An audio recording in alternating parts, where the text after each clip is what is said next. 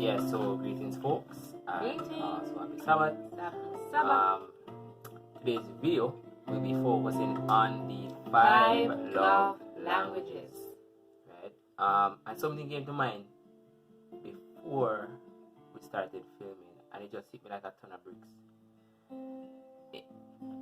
It just dawned on me that every single area of life, marriage touches every single area of life, right? So it doesn't only touch the spiritual, it touches the emotional, it touches the financial, it touches the psychology, it touches the almost everything in life, or every sphere of life that you can think of. Marriage touches it. Because it involves relationships, and relationships involves people. Yeah, because, and what that says to me is that if you get marriage right, you will get life right. So marriage was not just given to us for just procreation and enjoyment. It was given to help us to get life. It's a tool. Right. It's a tool to help us to get life right. So for example, if you know how to handle money between you and your partner, right? Being open, being honest, communicating, budgeting, doing stuff like that, then it will help you to manage money outside of a marriage, with other people, etc. Socially, if you know how to communicate with your wife and solve problems, then you can take that skill and apply it to the workplace. You can apply it to church. You can apply it to other places, right? If you know how to forgive your partner, even if they have hurt you deeply, then you will develop that. Well, in order to even forgive, you have to have Christ, right? So if you have Christ in you, then you can forgive your partner. And the closer the person, the deeper the hurt, then you can forgive other persons, your friends, your family members. So it's like there's no limit. Marriage touches every aspect of life, and if you get marriage right, you get life right. It's almost like a mock exam before the actual exam. The mock exam has very, very, very similar questions to the actual exam, and if you can do well on the mock exam, then you're gonna do well in the final exam, if it is that they are similar. But in this case, thankfully, they are similar. Whatever you face in marriage, the challenges that you face, if you learn how to overcome them, you will have the tools that it takes to be successful in life in general, right? So, and yeah, I think we can leave it there. But anyways, so get into the 5 love languages, and yeah, and another thing before we get into the 5 love languages, that a disclaimer is that one of the reasons why this is important, and just like how we did the temperaments, now we're doing the 5 love languages. This is actually part of like psychology, and one of the reasons why this is important is because what can happen is that we tend to show love through our love language, and not necessarily our partner's love language, especially if our love languages are different, right? Because in our minds, if this is what an expression of love is, then if I love this person, I'm going to show it that way. So for example, if receiving gifts is your love language, then you think, okay, when I get gifts, I feel loved, I feel appreciated. So if I give her gifts, she's going to feel loved and appreciated. So you give her gifts and you give her gifts and you give her more gifts, and she just say, oh thanks, that's nice, and she doesn't have any enthusiasm, anything like that, and you're wondering, why is she not accepting my show of love? Is there something wrong, right? And when you get down to it, if you recognize that her love language, or for the females, if his love languages are similar to yours, then you need to find out what is their love language. There's a barrier of communication there. And it's just like two persons speaking 2 different languages. As much as both of them have, genuine input, valuable information, if they cannot understand each other, then it makes no sense. Yeah, that's right. That's a very good point. So what will happen is that it can become very, very frustrating to see your best efforts at showing somebody love be treated with scant regard, right? And it's not because the person is wicked, it's not because they're selfish, it's not because they do not love you, but remember, they see love expressed the greatest when it comes through their love language. So that is how servanthood comes into marriage. As we said before, it's how ministry comes into marriage. Slavehood no, but servanthood. Where you find out what your partner's love language is, and then you minister to them primarily through that love language. Whether it is something that you like or even think makes sense or not, right? And that's exactly how God intended it, right? Alright, so we're going to look at the 5 love languages. The first one we have on the list is physical touch.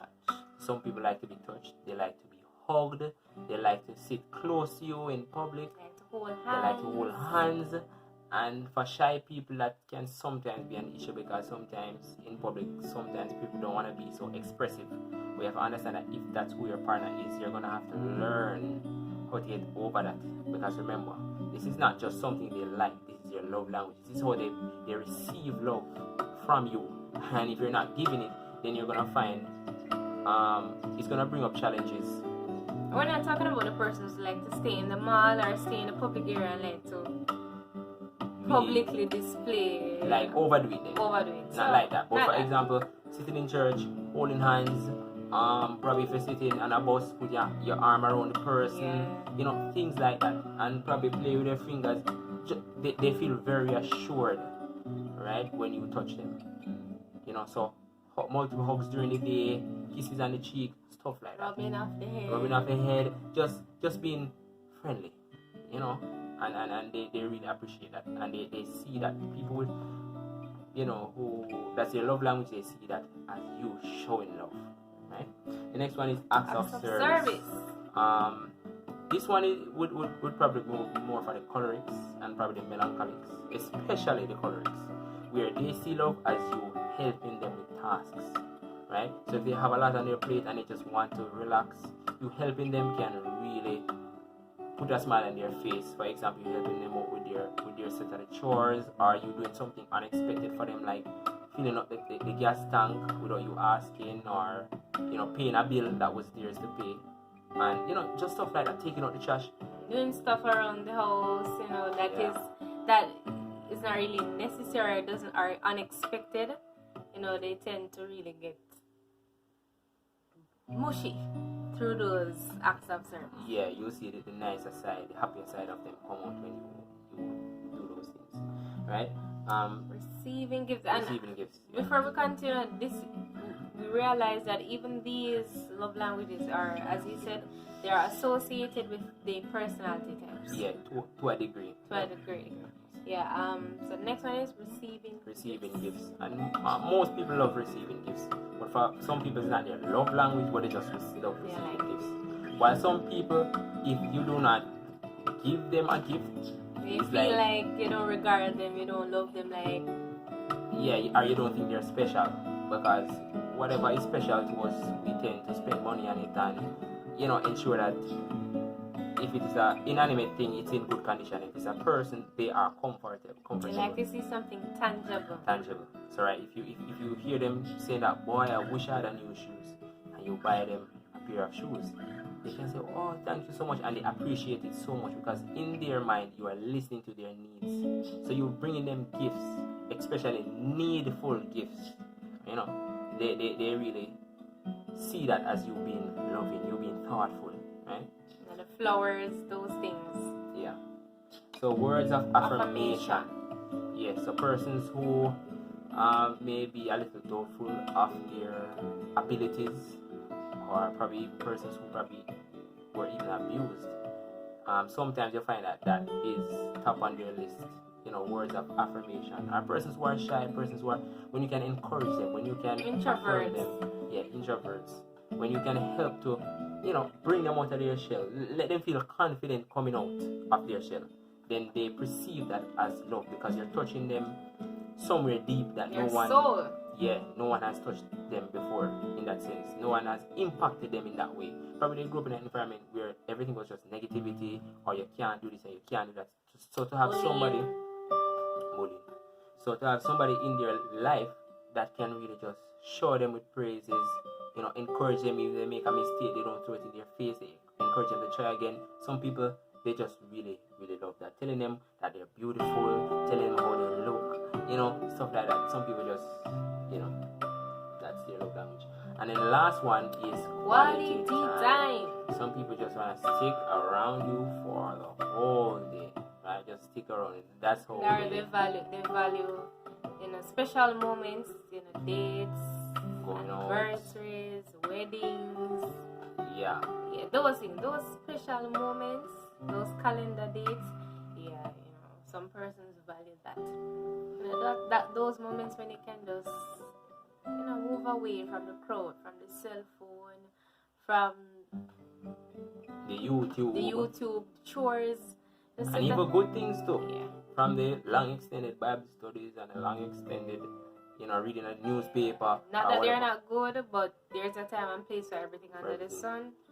Right? So, you know, just that time where you can be lovey. Yeah. So you want to ensure that if you have a partner like that, you want to ensure that you are not always busy. You have to make time.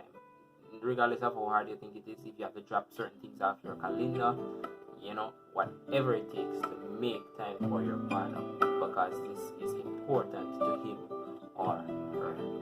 Alright, so that's basically what we'll cover for this video. And if you are married, just pray that you will implement this, and we hope that it will help, you know, the quality of your union under God. Sorry. And if you are single, well, it's good to know your love language, so when you meet that person, at least you have a head start. Yeah, definitely. Alright guys, so that's it for this video. Remember to like, share and subscribe. And we'll see you guys, you know what,